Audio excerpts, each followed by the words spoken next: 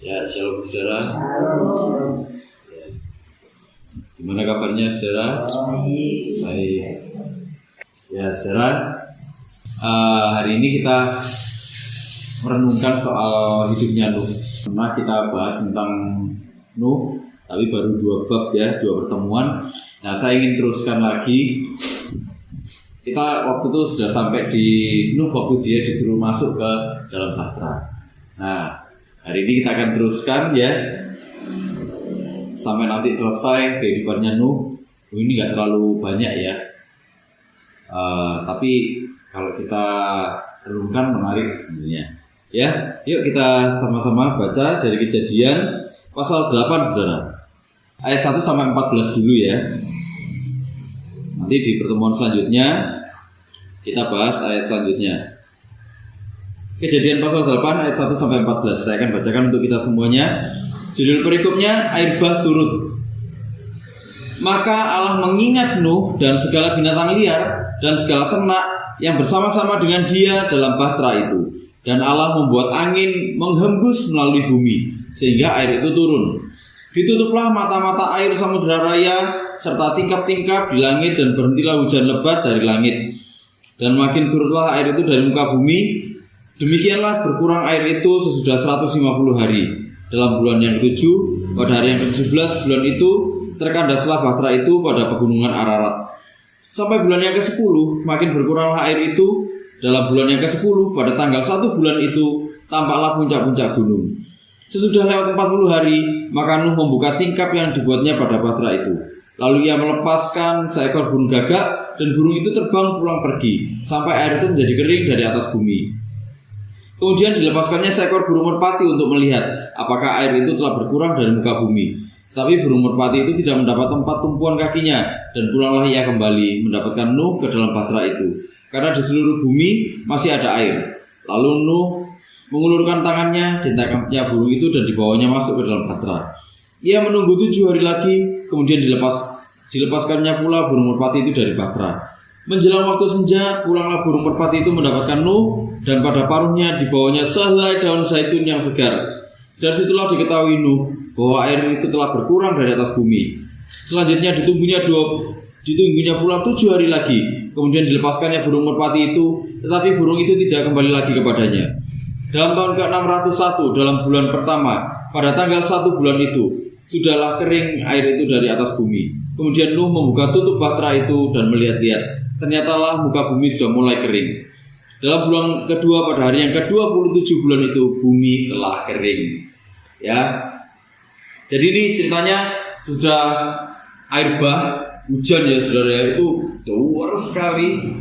Ya, hujannya deras sekali. Bayangkan ini hujan yang sampai nutup puncak-puncak gunung, saudara. Kita kalau di sini ya banjir sebetis saja sudah stres ya saudara ya.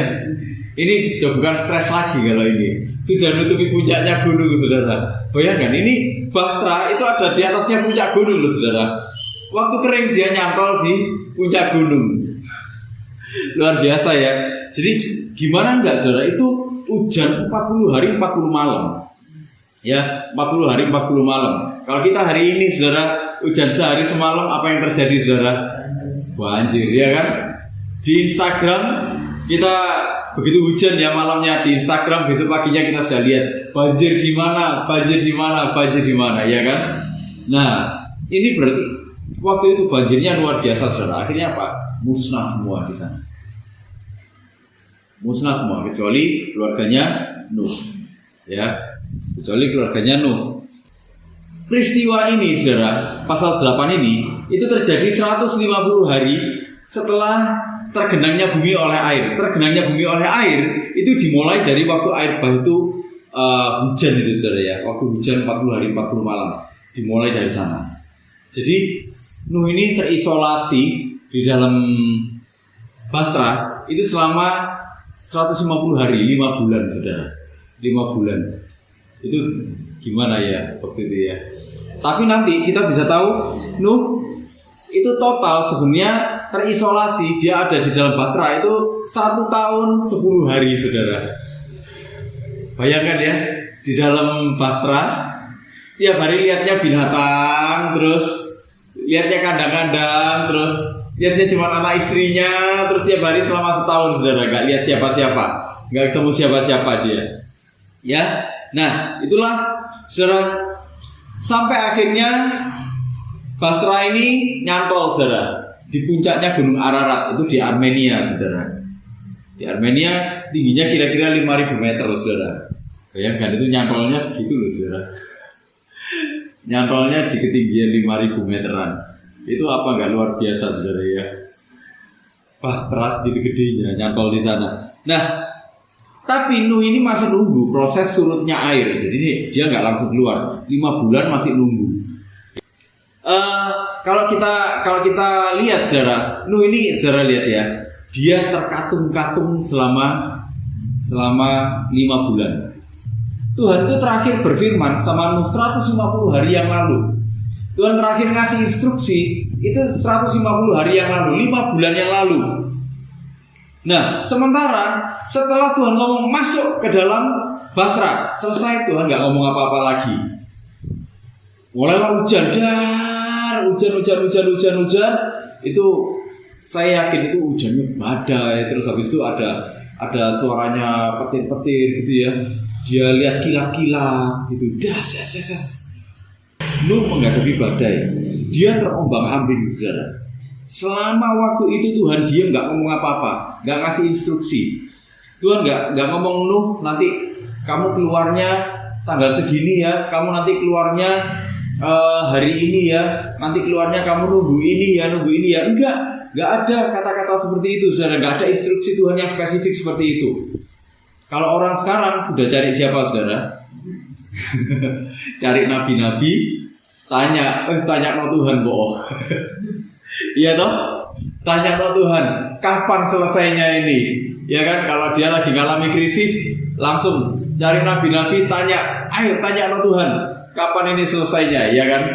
Bayangkan ini Nuh, orang yang ditemui Tuhan secara langsung saudara, orang yang menurut Tuhan itu benar di hadapan Tuhan, di antara orang-orang sejamannya. Dia orang yang dibilang orang yang mendapat kasih karunia Tuhan. Satu-satunya orang yang dibilang di zaman itu mendapat kasih karunia Tuhan cuma Nuh. Tapi dia gak dapat instruksi yang spesifik itu saudara. Kalau saudara jadi Nuh, bagaimana perasaannya saudara? Terombang-ambing, terisolasi, gak ketemu sama siapa-siapa. Bosan gak saudara? Stres ya. Saudara mungkin tanya, Tuhan kapan keluar dari Bahtera ini? Dulu ya waktu kita COVID saudara ya, waktu ngalami COVID dulu ya, kita dulu nggak bisa ketemu ya, ketemunya cuma online waktu itu ya. Nah saudara, waktu itu di beberapa negara itu ada yang diisolasi ya, diisolasi jadi cuma boleh ada di rumah. Tapi itu pun cuma bertahan berapa bulan? Gak ada 6 bulan rasanya, gak ada 5 bulan juga, paling 1-2 bulan aja. Masyarakat sudah gak tahan. Indonesia yang waktu itu cuma PSBB saudara. Apa yang terjadi? Masih ada yang nyolong-nyolong pergi keluar kota, bener gak? Katanya stres aku di rumah terus, bener gak? Iya kan? Banyak orang-orang yang kayak gitu kan. Wes ayo keluar aja, wes ayo keluar. Soalnya kalau di rumah terus imun menurun malahan. Nanti iya kan? Ada yang bilang kayak gitu kan? Dulu tuh orang-orang yang kayak gitu. Stres kan kita di rumah terus. Iya toh? Itu yang terjadi pada Nuh. Saya yakin Nuh ada rasa khawatir. Sekalipun Tuhan sudah ngomong, tapi sisi manusiawinya dia, lihat hujan yang segitu dahsyatnya, dia pasti khawatir, dia pasti takut. Ya kan? Dia terisolir, dia pasti ngalami stres. Saudara, kerusakan dunia itu sering memperhadapkan kita pada posisi yang terkatung-katung seperti itu. Ya kan? Dunia ini sudah rusak. Nah, rusaknya dunia ini membuat kita tuh kadang-kadang ada dalam posisi-posisi yang seolah-olah tuh nggak pasti. Kita sudah merencanakan yang benar, kita sudah merencanakan yang baik sesuai dengan firman Tuhan, hidupnya sudah benar, tapi orang lain tuh hidupnya nggak benar gitu loh saudara. Iya kan? Kita hidup di sekeliling kita nih semuanya hidup benar nggak saudara? Kalau semua hidupnya benar kayak malaikat gitu ya, enak ya saudara ya. Iya kan? Tapi kan enggak. Kita kadang-kadang ketemu tetangga yang rese, iya kan? Kadang-kadang ketemu teman kerja yang resek mungkin, ya kan? Ketemu customer yang resek mungkin, ya kan? Di jalan ketemu orang yang resek. Kita nggak ngapa-ngapain, dipecicili orang, nggak ngapa-ngapain, dibisui orang di jalan, ya kan? Rasanya hati itu pingin balas dendam, gitu. Iya toh? Ya kayak gitu. Hidup ini kan rusak. Kehidupan di dunia ini sudah rusak. Itulah kenapa kita nggak pernah ketemu sama situasi yang ideal, yang benar-benar kita harapkan. Kita pergi, misalnya ke gereja, wah kita bisnis nih, ketemu sama, wah ini sama-sama Kristen ini, sama-sama anak Tuhan katanya, sama-sama anak Tuhan. Nggak taunya ya ditilep juga, ya toh.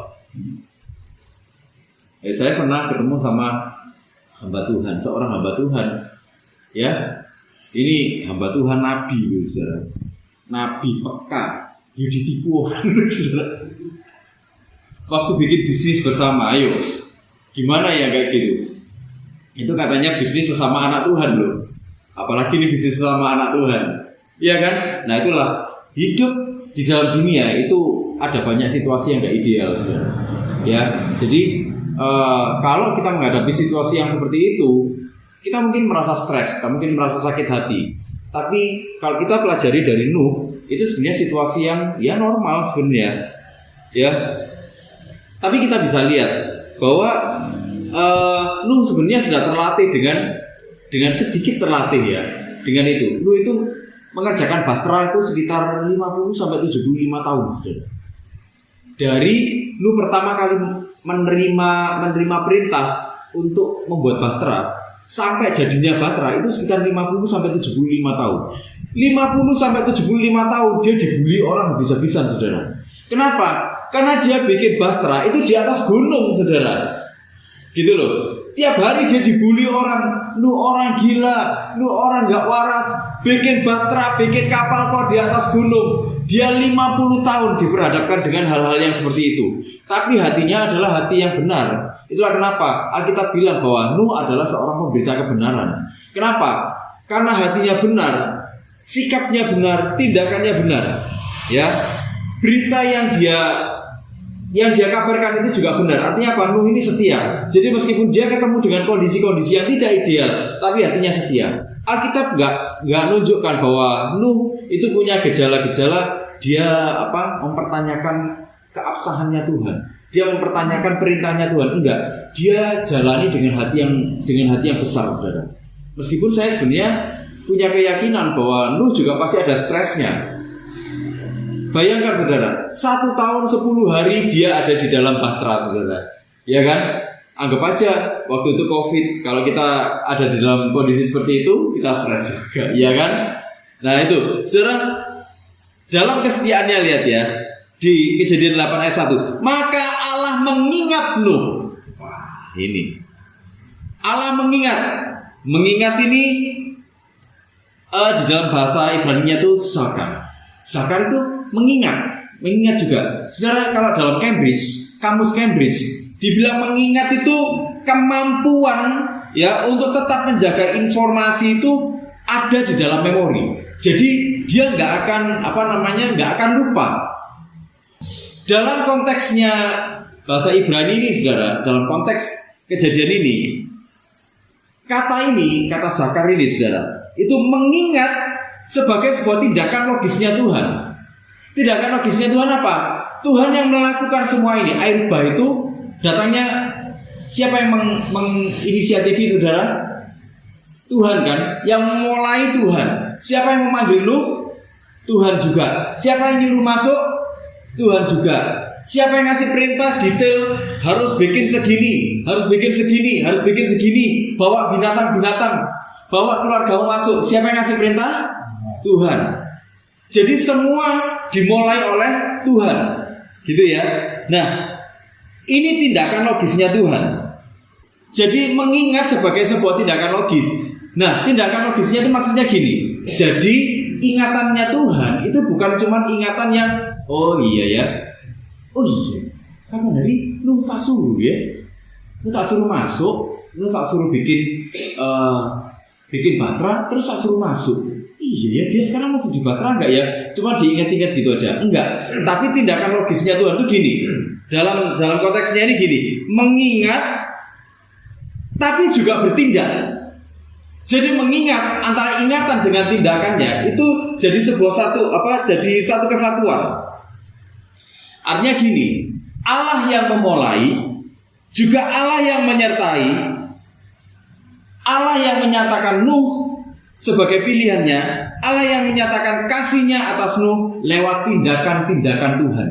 Nah, tindakannya Tuhan apa? Nah, di sini di pasal 1 dibilang, maka Allah mengingat Nuh dan segala binatang liar dan segala ternak yang bersama-sama dengan dia dalam Batra itu. Bayangkan, binatang liar dan ternak juga dipikiri sama Tuhan, loh, saudara. Dan Allah membuat angin menghembus melalui bumi sehingga air itu turun. Nah, saudara, tindakan logisnya Tuhan mengingat. Ya, ada Nuh di sana. Ada Nuh beserta dengan keluarganya, juga dengan segala binatang dan segala ternak itu. Tindakannya Tuhan apa? Menghembuskan angin.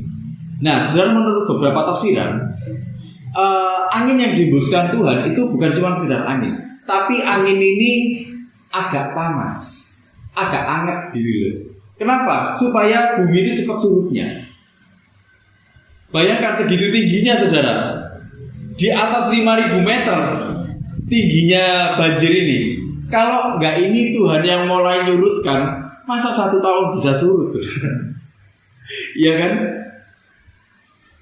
Kadang-kadang kalau kita lihat banjir yang selutut aja bisa seminggu baru surut, saudara. Iya kan? Bisa seminggu baru surut. Lah ini di atas 5.000 meter kapan surutnya? Nah, Tuhan mulai berinisiatif kan? Tuhan melakukan sesuatu. Dia menghembusi sehingga air itu apa? Turun. Artinya apa? Saya gini, saudara. Kalau kita ada dalam kondisi terisolasi misalnya, kalau kita ada dalam kondisi yang tidak ideal, Tuhan, aku sebenarnya tuh melakukan tindakan berdosa itu bisa loh. Tapi kita tidak lakukan itu. Saudara, gini, kalau Tuhan itu sudah melakukan sesuatu di dalam hidup kita, kalau Tuhan itu sudah berencana di dalam hidup kita, artinya apa? Tuhan akan terus menyertai. Tuhan akan mengingat. Jadi gini, kalau dalam definisi Cambridge itu mendefinisikan mengingat itu kan gini, kemampuan untuk mengingat. Artinya apa? Kalau Tuhan mengingat, artinya ingatannya terus ada atas kita semuanya. Tapi nggak cuma berhenti sampai di situ. Bahasa Ibrani itu menambahkan sesuatu yang sangat esensial ya. Sangat esensialnya gini, antara tindakan, antara pikiran, ingatan dengan tindakannya Tuhan itu nggak ada bedanya dalam artian gini, itu jadi satu kesatuan, gitu loh. Kalau Tuhan mengingat, Tuhan juga pasti bertindak. Kalau Tuhan ingat sama saya, kalau Tuhan ingat sama saudara, Tuhan juga pasti bertindak. Jadi nggak cuma ingat aja, tapi nggak bertindak. Itu namanya NATO, no action, talk only. Ya, kalau orang Surabaya ngomong talk, ya kan? Atau bahasanya yang lebih kasar itu gedabrus. Gitu kan. Tapi Tuhan kita nggak seperti itu, saudara. Nah, saudara, artinya apa? Tuhan pasti menyertai kita, Tuhan pasti menyatakan kasih-Nya di dalam hidup kita. Jadi kita nggak perlu takut, kita nggak perlu khawatir. Sekarang itu kan semua serba nggak pasti, saudara. Ya kan, sama seperti yang dihadapi Nuh. Nuh di dalam Batra, dia pasti berpikir, bertanya-tanya, kapan keluar ini? Kok nggak ada tanda-tanda bakal keluar? Padahal ini sudah 5 bulan. Saudara, kita kalau lihat yang sekarang itu sudah banyak orang yang sudah banyak orang yang bahkan memutuskan untuk mulai ini. Ada hashtag yang lagi rame, kabur aja dulu. Kabur aja dulu itu gini, orang-orang yang mulai kecewa dengan kondisi di negara ini dan memutuskan untuk pindah kewarganegaraan. Jadi mulai banyak orang-orang yang memutuskan untuk melakukan hal itu, saudara. Gitu. Kita sendiri mungkin bahkan kita mungkin menemui ya, ada banyak orang kecewa dengan keadaan yang terjadi hari-hari ini. Tapi saudara, yakinlah bahwa apapun yang terjadi, Tuhan tetap menyertai kita. Kalau Tuhan mengizinkan sesuatu terjadi, kita ada di dalam ingatannya. Tapi Tuhan gak cuma mengingat, Tuhan juga melakukan sesuatu untuk kita. Nah, kita akan baca sama-sama. Saudara, gini, Allah mengingat itu bukan berarti dia itu sempat lupa. Kalau dibilang di sini gini, maka Allah mengingat Nuh. Bukan berarti Allah tuh sempat lupa sama Nuh. Enggak, bukan gitu konsepnya saudara. Nah, Allah mengingat Nuh itu gini. Ini bahasa yang sifatnya tuh antropomorfis. Antropomorfis itu gini. Jadi ini bahasa yang dipakai dalam Alkitab menggambarkan sifat Allah, menggunakan tindakan manusia. Supaya apa? Supaya manusia lebih mudah mengerti tindakan-tindakannya Tuhan. Supaya manusia lebih mudah mengerti tentang siapa Tuhan. Makanya kalau kita lihat di Alkitab itu ada Allah mendengar, ya kan? Tangan Tuhan menopang, ya kan? Memangnya Tuhan itu gimana sih Tuhan mendengar itu, ya kan? Nah, karena kita susah untuk kita kan nggak pernah lihat Tuhan semua, saudara. Nah, bagaimana Alkitab menggambarkan Tuhan, membuat kita bisa memahami Tuhan? Bagaimana caranya? Dengan bahasa-bahasa yang menunjukkan bahwa Tuhan itu punya tindakan, punya sifat-sifat yang mirip dengan manusia. Allah mendengar, Allah murka, Allah menyesal. Nah, nanti kapan-kapan kita bahas soal Allah menyesal. Loh, kok bisa Allah menyesal? Apa Allah itu sempat melakukan yang tidak benar sehingga dia menyesal? Nah, nanti kapan-kapan kita bahas, saudara. Itu topik yang sangat menarik untuk dibahas, saudara. Jadi gini, itu bahasa yang antropomorfis. Jadi supaya apa? Supaya orang lebih mudah memahami Allah. Jadi jangan ini ya, saudara ya, jangan salah persepsi ya. Allah mengingat bukan berarti dia sempat lupa sama kita. Kalau kita pakai sifatnya manusia yang 100%, kita pasti berpikir, berarti Tuhan itu sempat lupa nih sama Nuh ini. Jangan-jangan Tuhan juga sempat lupa sama hidupku. Enggak gitu, saudara. Saudara, mengingat itu menunjukkan sebenarnya bahwa waktu penggenapan janjinya itu sudah tiba. Nah, tadi kita sudah bahas kan, saudara. Tadi kita sudah bahas gini, antara ingatan dengan tindakan Tuhan itu selalu berjalannya itu selaras. Jadi rencana Tuhan itu selalu ada di dalam pikirannya Tuhan, ya. Kemampuan untuk menyimpan di dalam memorinya selalu ada. Berarti tindakannya juga selalu ada. Kalau gitu, mengingat dalam konteksnya ini berarti waktunya sudah tiba, bumi harus disurutkan. Kalau Tuhan sampai mengingat kita, berarti waktunya sudah tiba, jawaban doa ini sudah harus dikasihkan. Nah, gitu ya.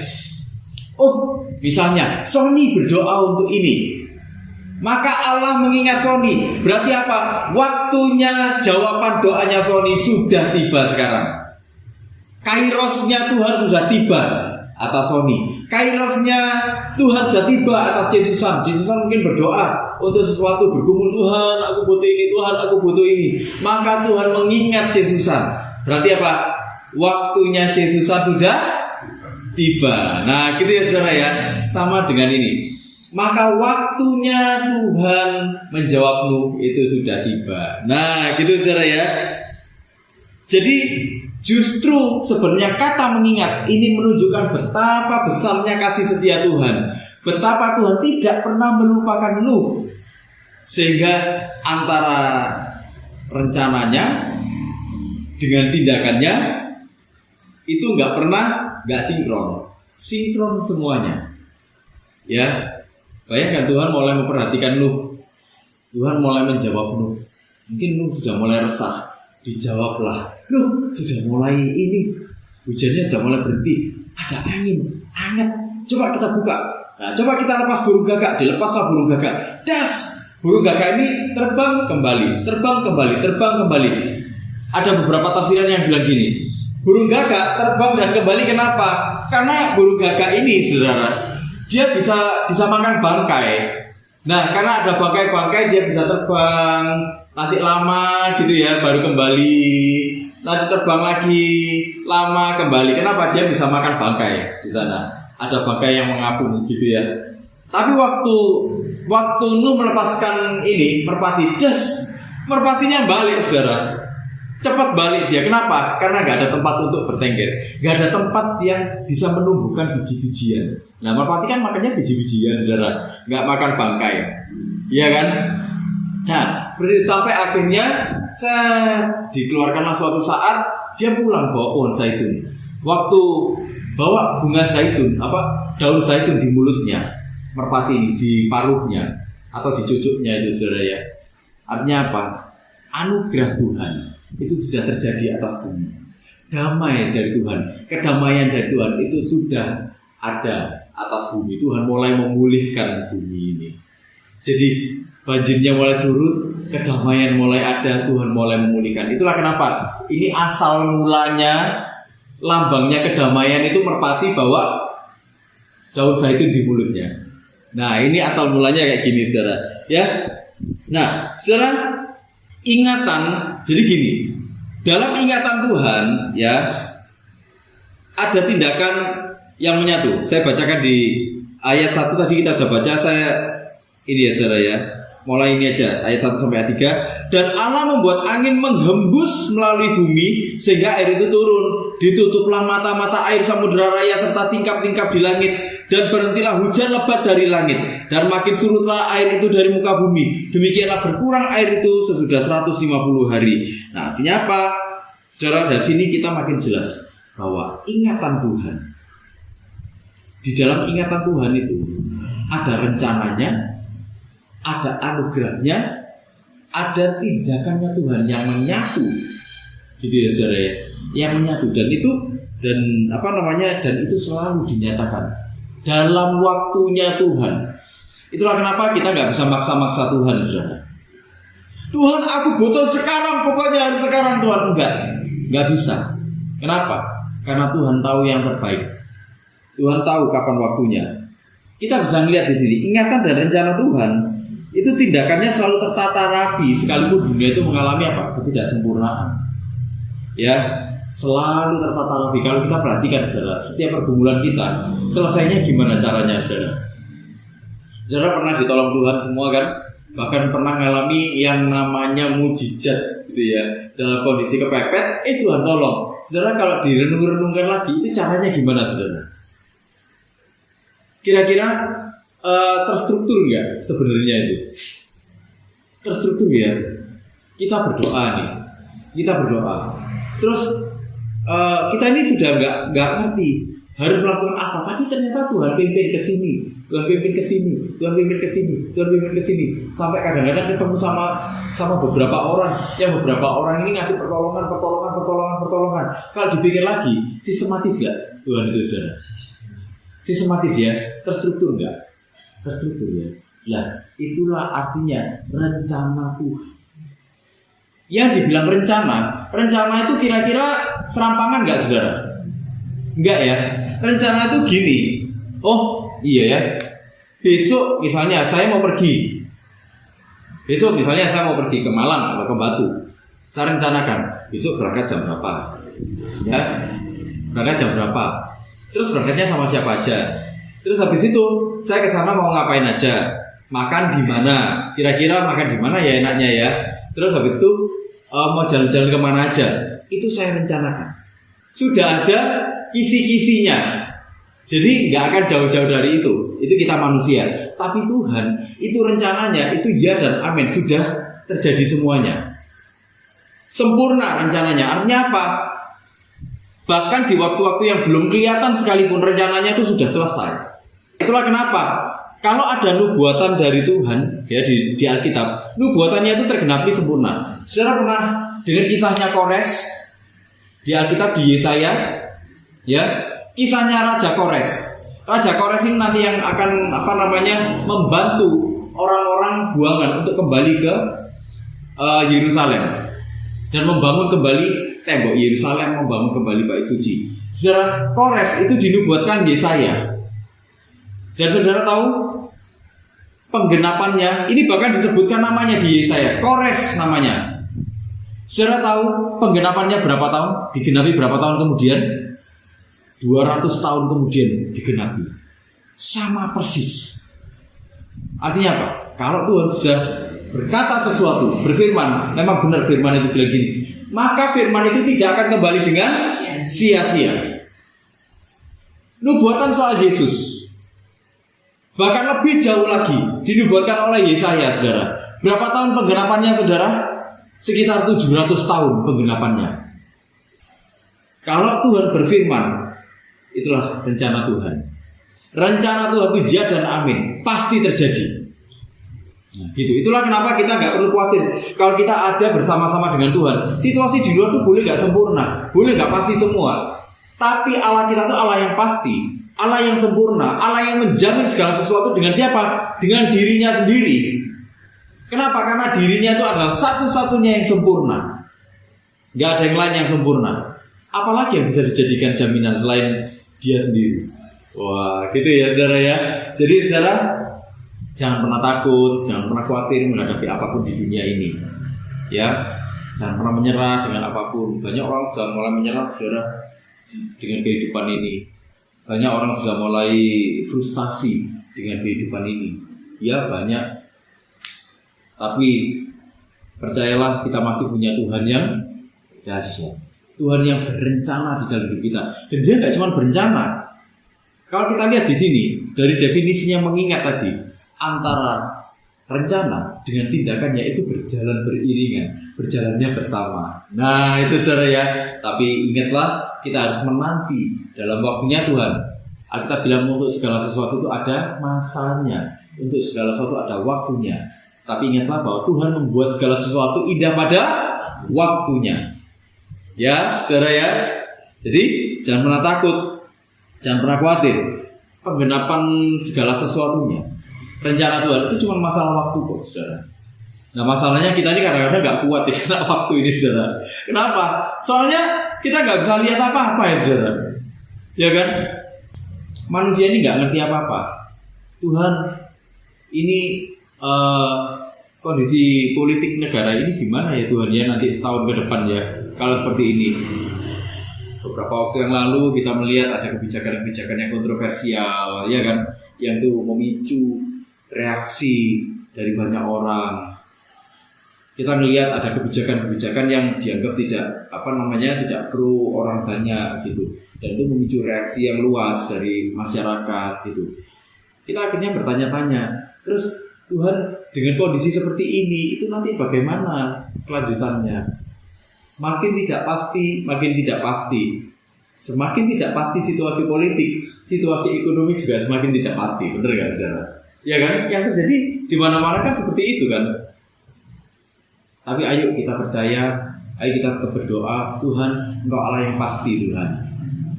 Tuhan, Engkau Allah yang menjagai Indonesia. Tuhan berkati Indonesia. Kenapa? Karena kesejahteraan kita juga. Ya, kita sama-sama berdoa. Kalau kita lihat berita-berita di media sosial itu ngeri-ngeri saudara. Apa nggak ngeri hati kita tuh? Lihat situasi-situasi yang seperti itu, yang jahat tambah jahat, yang serakah tambah serakah, ya kan? Yang mau hidup bener tambah susah. Tapi kita harus bagaimana? Ya kan saudara, dalam apapun yang terjadi tetaplah hidup bener seperti itu. Ya, masalah penggenapan itu hanya masalah waktu. Waktunya Tuhan kita memang nggak tahu. Ya, saudara, ada yang bilang gini, berkat Tuhan itu ada penundaan. Ya, ada berkat cancellation namanya. Ada yang bilang kayak gitu. Ada berkat-berkat yang tertunda. Saudara, kalau kita kembali ke Alkitab, sebenarnya tidak ada berkat yang tertunda. Semuanya itu sebenarnya hanya masalah belum waktunya Tuhan. Karena Tuhan tahu kita belum siap untuk menerima apa yang Tuhan janjikan, apa yang Tuhan sediakan. Sebenarnya tidak ada berkat yang ditunda, juga nggak ada berkat yang yang di cancel atau di cancel itu dibatalkan, enggak ada. Yang ada adalah berkat yang menunggu waktunya sampai Tuhan mengingat kita. Mengingat dalam artian apa? Mengingat itu dalam artian gini, sudah waktumu nak, gitu loh. Ya saudara ya, sambil menanti itu setialah kepada Tuhan seperti Nuh setia. Dia bahkan 1 tahun 10 bulan 1 tahun 10 bulan ada dalam bahtera, gak ketemu siapa-siapa. Kita dulu waktu COVID saudara ya, itu masih bisa video call, ya kan? Masih bisa video call, masih bisa telepon-teleponan. Dia, lu ini mau telepon siapa coba, ayo. Mau video call sama siapa? Mau ngomong sama siapa? Mau ngomong sama keluarganya. Keluarganya cuma segelintir aja, yang banyak binatang-binatang di sana. Mungkin tiap hari dia ngajak ngomong gajah, mungkin tiap hari mungkin dia ngajak ngomong monyet-monyet, jerapah, singa gitu ya. Saking bosennya dia mungkin, gitu loh. 1 tahun 10 bulan, saudara, nggak bisa kemana-mana dia.